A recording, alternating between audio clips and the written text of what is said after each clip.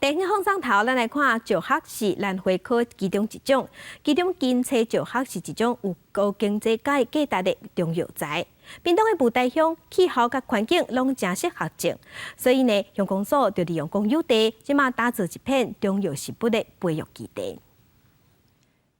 石棚当中发出一张一张青艳艳的食物，随伫咧壁边。若无斟酌甲看，会甲当做一般山壁边的杂草。毋过毋通看鸟无点，其实这是屏东雾台乡公所专工种的金车石学，是一种有真悬经济价值的中药食物。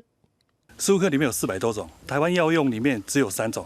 所以金钗15是其中一种。所以你种出来的部分可以当作药用，金钗15是一个不错的药材。石学这个名听起来可能无介熟悉，毋过若讲倒吊兰，可能就真侪人听过。石学属于兰花科，有真侪款品种，侪人种来看水的倒吊兰都是其中一种。金车石学自秦汉时代的《神农本草经》就捌封列做上等的药材，因为雾台气候甲海拔环境正适合种金车石学，所以乡公所甲台仁科技大学合作，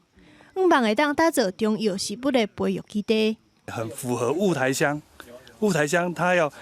800到1200左右的海拔去种出来的药材的金钗15，它的品种疗效是最好的。中央有一个地方创生计划，我们结合这样的一个计划来推动，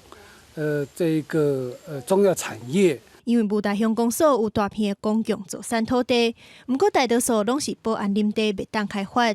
所以乡公所希望甲各界合作，培育上适合的中药食物，邀请部落的族人来种，毋但会当利用土地，嘛希望透过地方创新计划，让部落的青少年愿意留伫故乡发展。记者综合报道。